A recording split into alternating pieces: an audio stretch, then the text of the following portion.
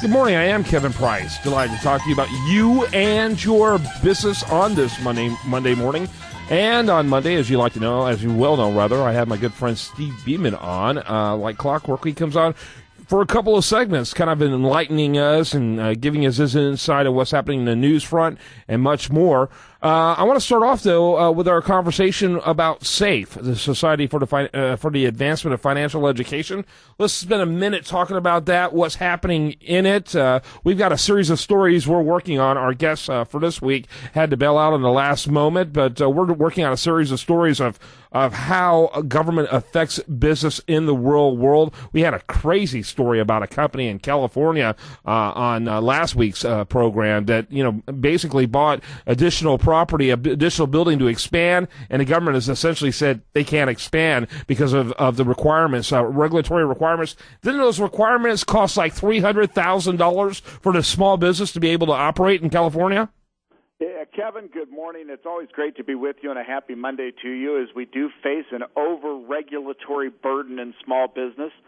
That story last week I hope everybody heard, because this is typical of American small business, where they're trying desperately to expand and to grow, but government gets in the way and creates such problems that, that expansion just doesn't happen, and that costs jobs. Yeah. Meanwhile, he has an empty building next to his main building that, won't be able to go into action because it's going to cost literally hundreds of thousands of dollars to put it in compliance. In fact, I think he said it costs as much to put it in compliance as the building itself costs. That's not an uncommon thing. If you look at the cost in the financial industry today, the over-regulatory burdens cost as much as the sales and marketing efforts, it seems. So I think it was a good story. I'm glad your folks got to hear it. And, again, it talked, in a way that led us down that road to say, is government really the problem? And I think, as you know and I know, government is a drag on the economy, no matter how you put it. Yeah, no question about it. So with that, that's a great segue. Tell us about SAFE. Well, as you and I have talked so often, our country is in the need of understanding finance and economics, and there's really not a lot of resource out there for the average person to go get an insider's look at how banking works, how insurance works, how investing works, how to build a retirement plan. We work with people and help them find thousands of dollars within their own family budgets that we can help them then invest. So SAFE is all about helping America grow up and understand its economic and financial opportunities. And to that end, and I hope everyone listening today knows, they can become a member of SAFE for absolutely no charge. We offer our members an entry level, what's called a silver membership, for free. And the way we look at it is the people listening to you, Kevin, today are the society, and the society is them. It's just a matter of to what level they wish to participate. And so we urge everybody to reach out to you at usdailyreview.com and talk to you about how they can increase their participation and get benefit from the society. Yeah. Okay, that's great. I think that's a good idea. And I think they're going to, really want to do the prudence thing and upgrade as well. Talk to me about the,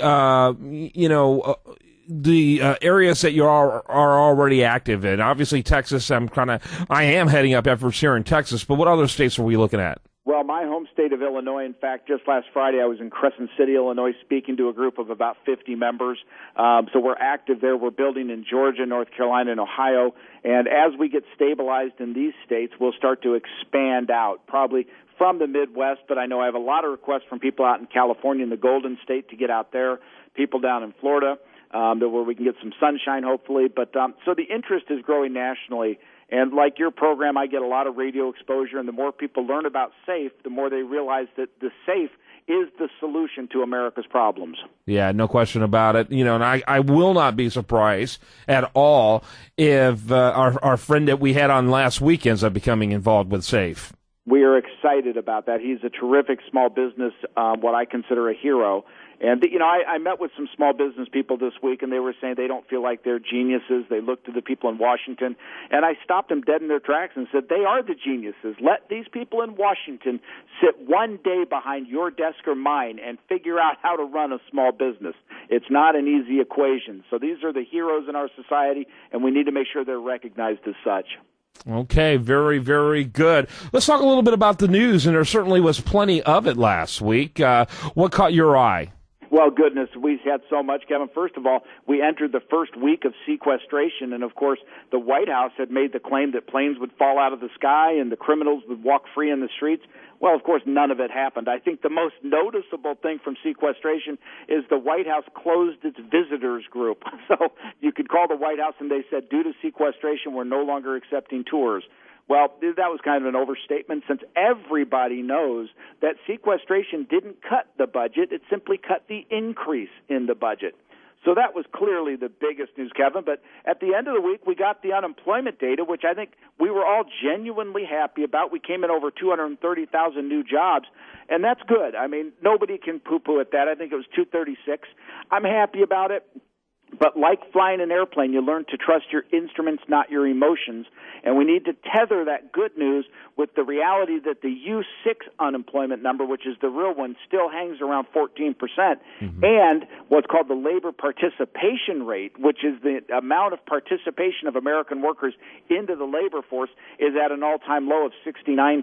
Okay, so we don't want to jump up and down. You're moving too fast. I actually like to converse with you on some of these things. You've already gone way past on the sequestration, so we didn't even get into that. And so, and we're fixing to have to, we have a hard break coming up here in just a minute, but I did want to mention on the, the sequestrian situation that, I don't think most Americans realize that the Congress gave the president discretion as to what gets cut and what doesn't get cut, kind of having him caught in the, the cookie jar. One of the reasons why we haven't seen some of those layoffs he threatened or prisoners being released is because he had the discretion to choose what programs he decided to cut. And you know what? If he chose to cut those, he would be held accountable for those. And so, thanks to the Congress giving him that discretion, no, shame on the media for not explaining that to the American people. Thank God the president has had enough sense not to use it in the worst possible way.